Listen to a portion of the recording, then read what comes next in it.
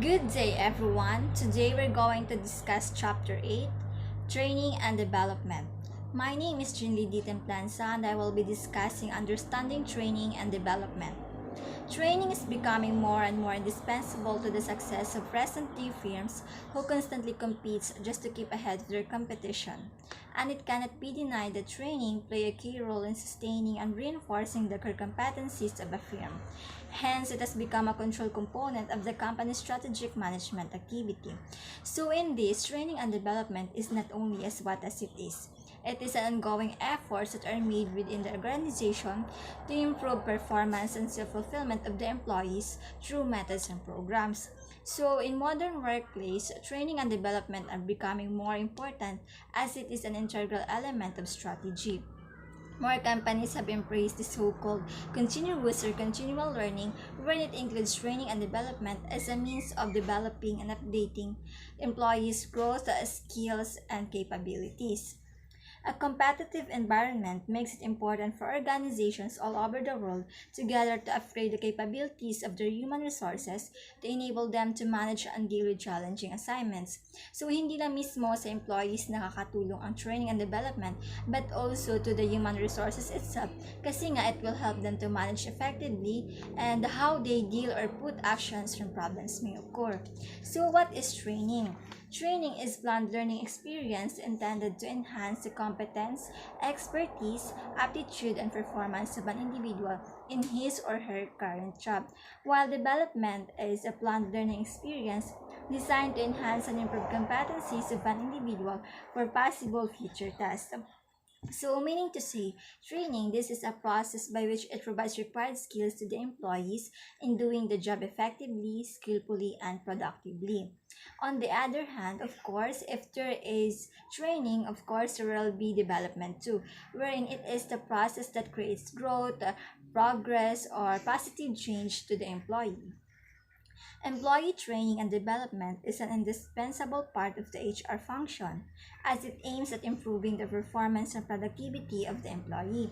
And yes, employee training and development is one of the most important functions of human resource management in an organization because it helps in updating employee skills and knowledge and performing their job that will increase organization's productivity. Wherein in training, the employees are imparted technical know-hows related to their present job, and the main objective is to extend growth and advancement opportunities in conformity with company goals and objectives. So, in contrast, development requires educational process which is concerned with the future growth of the employee. So, it prepares employees for future challenges and the potential climb up the corporate ladder. So, training plays a vital role in keeping oneself updated with the fast changing technologies, concepts, values, and environment. It tries to improve skills and existing knowledge so that employees will be fully equipped to do his or present job. And an example of this is those technical training, corporate training, compliance training, customer service training, and so on. On the other hand, as for the development, it is a continuous process which is capable of enhancing employees' growth and productivity for future success of an organization. So this will serve as a preparation to perform the future job where it gives opportunity to the employee to increase their work capacities and get ready for the future challenges. So one example of this is the management development and then the leadership development. And it says that after training and development sessions, employees are expected to apply and share those learning they have gained during the activity. Good day, everyone. I am Erica Antamayo, the second reporter of Chapter 8, Training and Development. I will enumerate to you the steps in training. Training and development have been defined and differentiated, and the purposes of each stated. Analysis of organizational and training needs is known as the heart of any training and development program. Training and development must respond to the identified need of the trainees to become effective because if not, it will become meaningless and useless. There are 8 steps in training. Analyze training tasks, develop training objectives, organize training and content, Determine training methods, select training resources, complete training plan, deliver training, and assess training. First, analyze training tasks. Describe the activities to be performed aligned to the needed kind of training. Second, develop training objectives. Must have certain goals and objectives desired to achieve for conducting a training. Third, organize training content. The content of the training must be organized and in proper order to achieve better understanding in the part of the trainees. Fourth, determine training methods. Must determine the ways on how to conduct the training. Example, lecturing, game-based training, case study, and even virtual or online seminar or video conferencing and more. Fifth, select training resources. Must prepare the resources needed to deliver training. Example, physical resources are the training materials such as curriculum, lesson plans, videos, etc., and the physical environment for the delivery of formal training. Sixth, complete training plan. This is to finalize what have been decided for conducting the training. Seventh, deliver training. This is to execute the planned training. Presenting of discussions, demonstrations, and exercises or activities are the examples. And the last steps in training, number 8, assess training. This is to test or evaluate what the trainees have learned and if there's improvement from their present knowledge, skills, and competency. Good day everyone, I'm Freda Mesineras and I will be reporting about analyzing organizational and training needs. So at the center of the model is the method of knowing what the trainee and organizations need.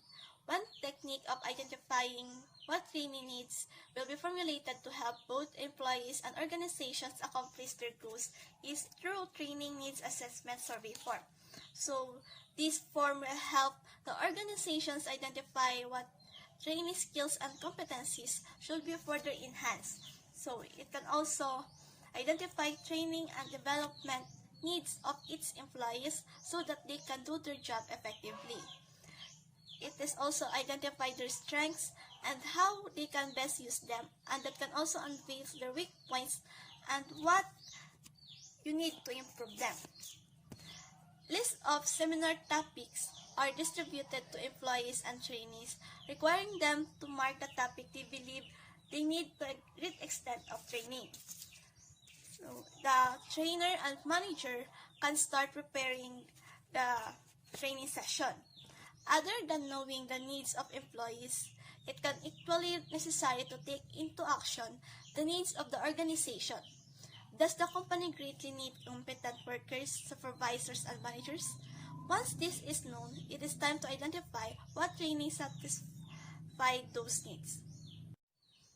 First, prepared a detailed task analysis. Now that the organization and training needs have been identified, the initial step is to prepare a comprehensive task analysis. So yung task analysis is examination of each step involved in completing a task or job, along with detailed description of the activities performed as each task or job. So, task analysis is a specific illustration of the essential things needed for the effective delivery of the training session, such as computers, laptop, chairs, tables, writing supplies, and other important resources. So, for example, yung result of the training needs assessment revealed that the knowledge about time management was favored training topic. So, yung task analysis dapat i-include doon yung all-inclusive outline kung ano yung dapat malaman ng trainees about time management. Second is formulate learning objectives. So, begin by writing down the purpose of the training, then indicate what you expect that trainees should know, what behavior should be improved, and what skills should they acquire and develop after training. So that we can identify the training and development need of its employees so that they can do their job effectively. Para din identify yung level of knowledge necessary to achieve your objectives. Third, create an instructional design. Now that training objectives have been formulated, construct a program that is anchored to your learning objectives as an assurance that you do not deviate from the purpose of the training. This will assess you in writing the key contents of the program, including when to start and end the entire activity. So, instructional design process consists of determining the needs of the trainees. It can carefully consider how trainees learn and what materials method will most effectively help. So, fourth, decide what training methods to use. So, luckily, training methods is not one size fits all. Kasi hindi naman lahat ng trainees learn the same ways and they have the same capacity to learn. Pag sinabi kasing one size fits all, parang suitable siya for many situations. So, dito, you can choose from a variety of procedures that will fit the needs of your trainees, such as the interactive type lecture, group discussion, digital applications, or a combination of each technique. So, fifth, make a list of the required instructional materials.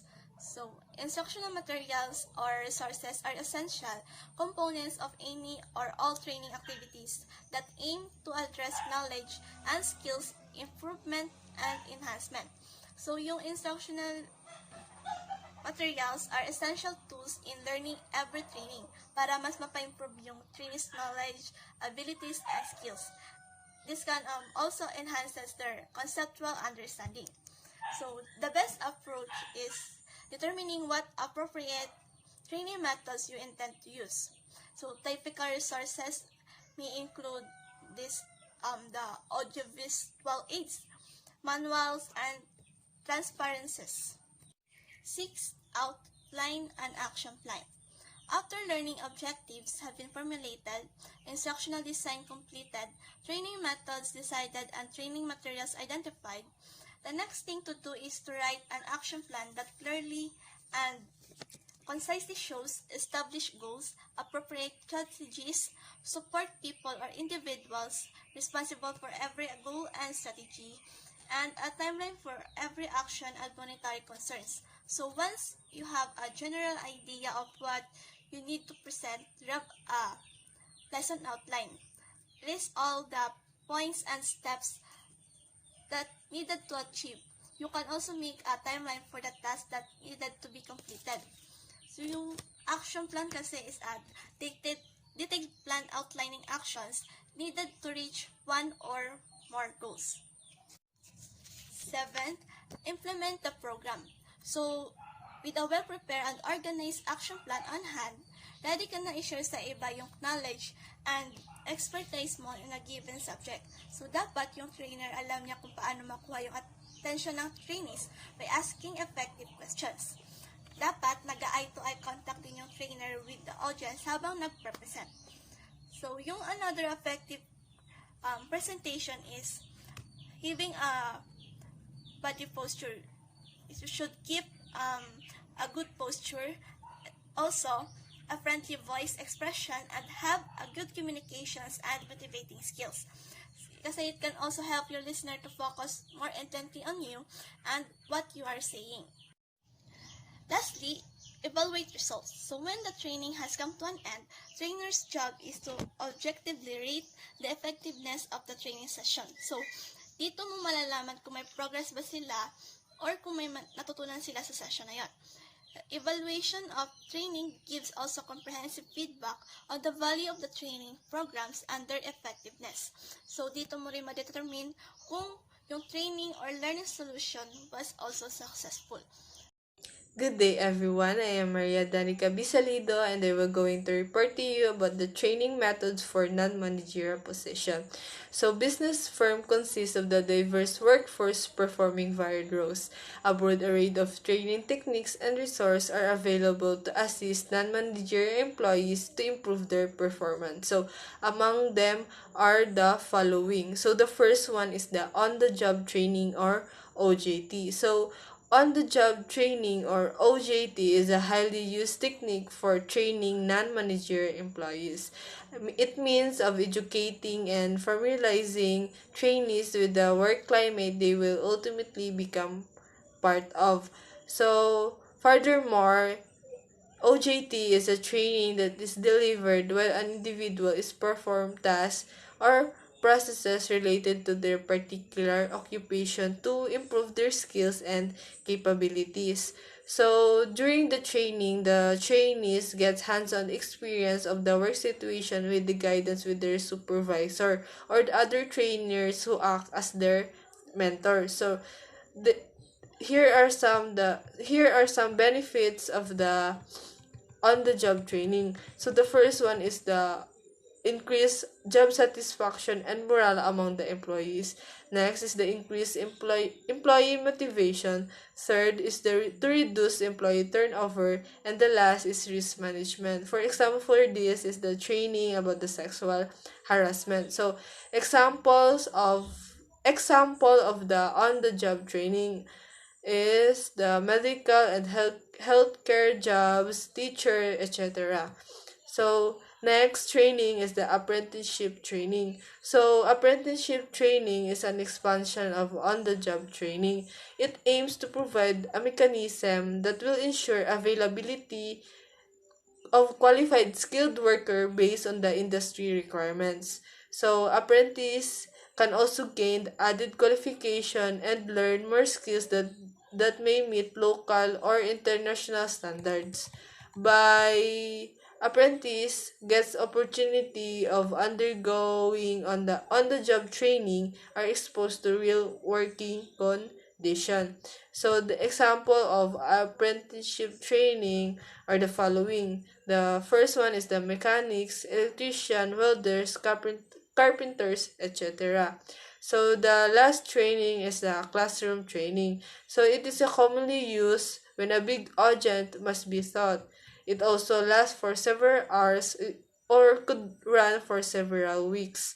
So it means instruction conducted in person by an instructor to student in an organized manner utilizing a lesson plan. So in a classroom instruction, various training techniques such as video or PowerPoint presentation may be used. So it allows you to teach employees in a safe, quiet, clean environment away from the noise and pressure of the work area. So the example for classroom training is like in test the training. They conducted the training in a classroom. Good morning, everyone. I am Ella Tereclamante, and my report is also part of training methods for non-managerial positions. Program instruction is a method of presenting material in the form of printed text or program sequence stored in the machines. This method of training does not need the intervention of a trainer, meaning this method used to control the trainee behavior and help them to learn without the need of trainer. Sets of questions and problems are given to the trainees. This method of training involves presentation of questions, facts, or problems of the trainees. If the answer is right, it is communicated immediately, then the trainee proceeds to the next level. However, if the answer is wrong, explanation is given, then the trainee is given a chance to retry.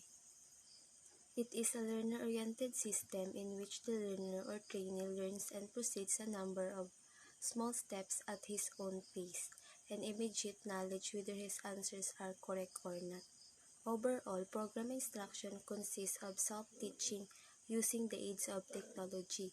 This allows trainees to progress at their own rate. Next is audio-visual method. Audio-visual method is a method which refers to both sound and pictures, which is typically in the form of slides or video, and recorded speech or music. All is visual presentation. This kind of training is prevalent in the corporate world, and as a matter of fact, in almost all places that education is needed. This is often used in an academic education, technical training, and personnel training. Audiovisual methods have highly progressed. Since the earliest time, chalk at board lang yung ginagamit pag nagpe-present. But nowadays, marami ng ways to create a creative presentation because of the technology. Sa mga company, they have recently embracing new ways of delivering training through the use of both audio and visual aids such as computers, laptops, and other more advanced technology. Compare sa method na ginagamit dati, mas productive form ito for communication.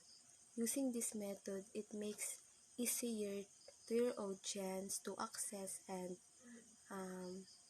remember information to your presentation. Other effective forms of audio training techniques are video conferencing and teleconferencing. Video conferencing, as the name suggests, allows people to see each other as well as hear each other. Teleconferencing, on the other hand, only has audio. You can pick one depending on the kind of conference you need to have. The difference between the two, yung video conferencing, meron siyang voice and video and allows multiple people to meet and collaborate face-to-face, long distance by transmitting audio, video, text, and presentation in a real time through the internet. While yung sa teleconferencing, voice only. It is a telephone meeting among two or more participants. Next is simulation method. Simulation training is the creation of the true-to-life learning environment that mirrors real-life work and scenarios. Training can put real knowledge and skills into practice not just by reading books on theory or listening to lecture but through physical hands-on activity. Simulation training is used as a method to coach trainees about the skills needed in a real-life situation. Meaning, it is used to help employees experience real-world examples and get up to speed faster. It provides a virtual environment in which new apps, methods, or tools are introduced in a space that mimics real-life use. Simulation trainings are used as a Good day everyone, I'm Micaela Archidosha and I'm the last reporter of Group 6. And my topic for today is all about the executive development programs. So there are multiple developmental processes to improve the level of productivity and performance of middle and the top level managers. In middle managers, it includes the general managers and department managers. And in the top level managers, it includes the vice president, board of directors, president, and the CEO. The executive development program has become an important part of career building for executives who constantly strive to take on new challenges. It is also a planned and organized process of learning and growth designed to improve managerial behavior and performance of executives by cultivating their mental skills, abilities, and inherent qualities through the acquisition and application of advanced knowledge, insights, and skills. And in contrast to non-managerial positions, the process used for executive development is different in terms of the roles. So here are some executive development program companies may follow. First is the symposium, conference, workshops. Let us define first what is symposium. Symposium is an official gathering where attendees are specialists and experts in their own field of discipline. So there are free interchange of ideas. So during a symposium, these people introduce and communicate their viewpoints or perspective on a selective subject matter. And on the other hand, conference refers to a meeting where attendees share their ideas and thoughts on several business issues. And workshop includes all the basic components of a seminar except that the bigger part is engaged on hands-on experience or based on their own experience. And the main difference between symposium, conference, workshop is their unique characteristics. Workshops are more practical in nature, while symposium and conference tend to be more formal in nature. Some aspects of this meeting also overlap with each other. The case study method can be utilized to enhance decision-making skills, boost team spirit, improve communication and the social skills, and reinforce the analytic skills of trainees. The objective of the case study is to let trainees learn known theories and philosophies and discover new ones. An individual or a group of people is observed in order to determine outcomes.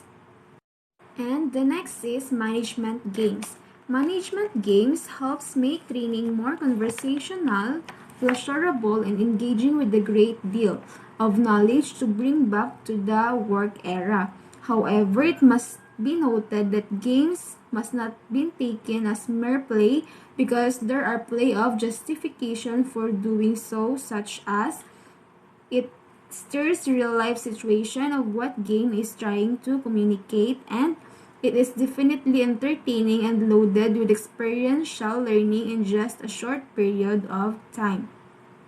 By this, it helps you to improve analyzing skills and to enable quick decision making.